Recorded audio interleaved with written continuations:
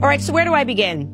Yesterday, I received a letter. It was coming from a law firm representing current sitting president, Emmanuel Macron, and his wife, Brigitte Macron.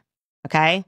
Like I said, this is insane because there were a lot of odd things about this letter. First and foremost, they strenuously requested that I not publicize it. They did not want me to publicize this letter.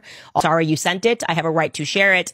And apart from asking me not to publicize it, they get into explaining to me how I am engaging in types of defamation. I'm going to show you this letter. Here's what it said. I'm going to read you this verbatim.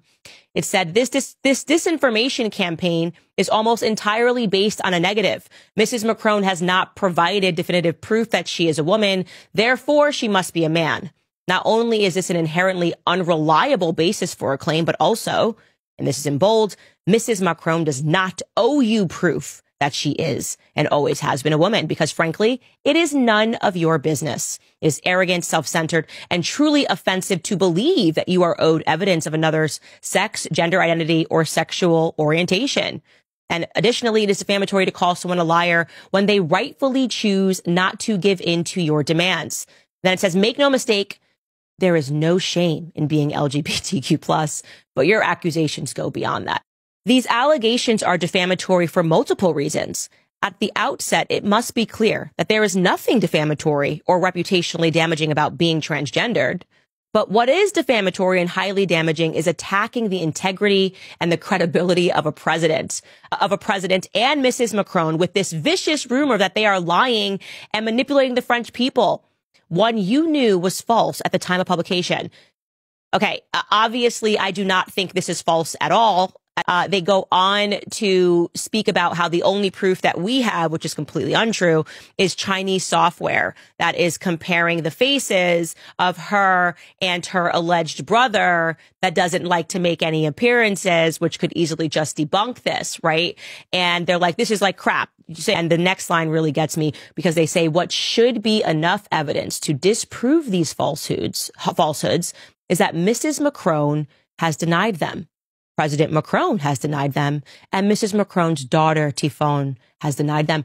Okay, so that's how it works now in the court of law, guys. Then they insist on explaining to me that calling someone a rapist in France, they have different laws, and they insist that it's not statutory rape because Emmanuel was or would have been 15. Macron did not statutorily rape President Macron. Let us be clear that the age of consent in France is 15.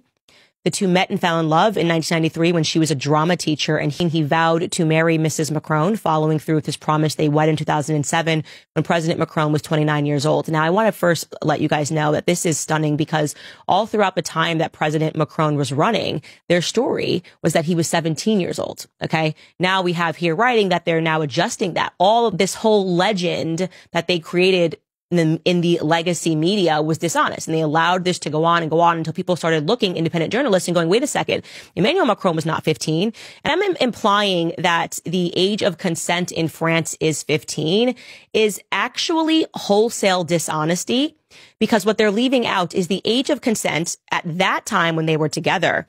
It was not someone who had any power or control. So that would not have been allowed under the law. This would be statutory rape one way or the other. And in France, they are now saying that this journalist noticed that in the background of Emmanuel Macron's inauguration, you see this little fat man. I'm showing you, this is actually from a legal letter right here. They say that's Jean-Michel Trogneau. You are the alleged first lady, first man of France, and Emmanuel Macron, and you're telling me this is the evidence that you are supplying to journalists that this person exists? A link to a YouTube video that I'm going to circle it for you. That's they just won't do a press conference with and allow people to know where this person works, where this person exists. We're ignoring all the journalists who are saying that's not, and we have a name for that person that's in the background. I'm not going to tell you that today. But so what is this actually about? Why are they sending this letter now? Like I said, the story I'm going to tell you, it's stranger than fiction, okay? It is my belief that the Macrons somehow became aware that we are just a couple of weeks away from releasing an explosive piece on Brigitte Macron. And I believe that this letter was sent to intimidate me. I don't believe that they intended to file anything. I could be wrong. My instinct here is that it was very much meant to terrify me because of an interview that I did, that they are worried that when I release is going to go global, because it will. The backstory of that is that during Thanksgiving week, at the end of November, I was contacted by a French reporter claiming to have a trove of evidence to support the claim that the First Lady of France lived as a man named Jean-Michel Trogneux before becoming and transitioning to Brigitte. This evidence was even complete with names of doctors who worked on Brigitte, a theory with a lot of evidence as to who mothered the children, who gave birth to Brigitte's children. Because I took this individual to be extremely credible, I got on a plane and I flew to meet this journalist in Europe. Okay. We did an interview that went on for about 2 hours on camera, and I collected all of his evidence. And apparently just 10 days after that initial correspondence between me and that journalist, Emmanuel and Brigitte had this letter written to me. It is dated December 3rd. So just 10 days. So that to me leads me to believe that somehow, and again, I have no evidence to support this claim, the communications of this journalist are being monitored, that they knew that he was flying to meet me, that they knew that we conducted the interview, and that they knew that I was in communication with him, telling him, you are a sitting president, okay? You are not above reproach. You are not above critique. And I am certainly allowed to look into you and your life and to ask questions, okay?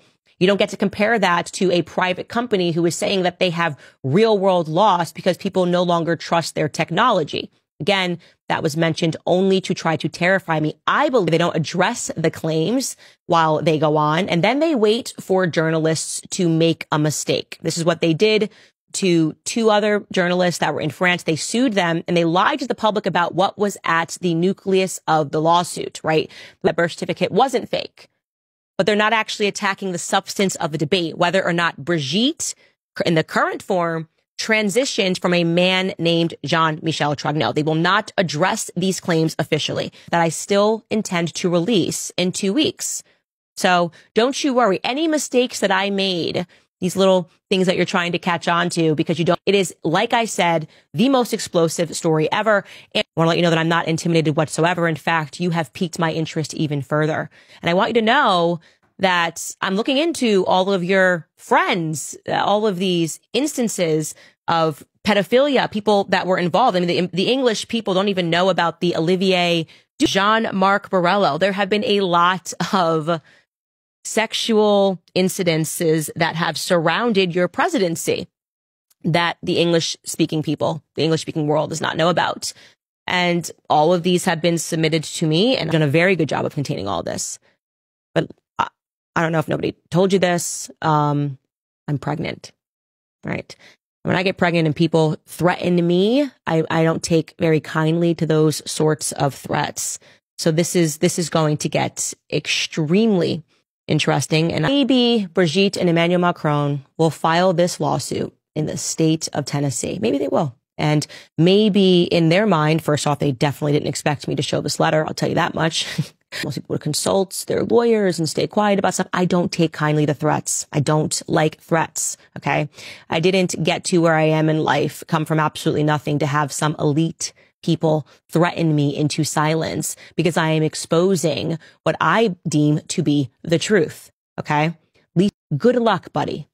Good luck trying to make that happen. Good luck trying to make the piece that we are working on, which is still due to be released in 2 weeks. And it's not going to come out on YouTube. I now think it will be released on my website, CandaceOwens.com, and people will be able to watch it, whether they want to watch it in French or they want to watch it in English.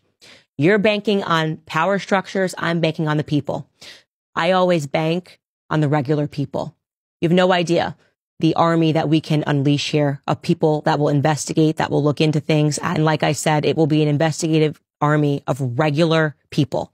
Okay. So I get it. You feel really protected by the state and you can send these sorts of things, but I think you're making the wrong bet here. we'll see what happens. Like I said, the piece is still due to come out in 2 weeks. And I bet, given the letter that you just sent me, the timing of that letter being particularly suspicious after all this time, that what we release will have more eyes than anything that we've ever released in the history of this show. So I bid you farewell, Mr. and Mr.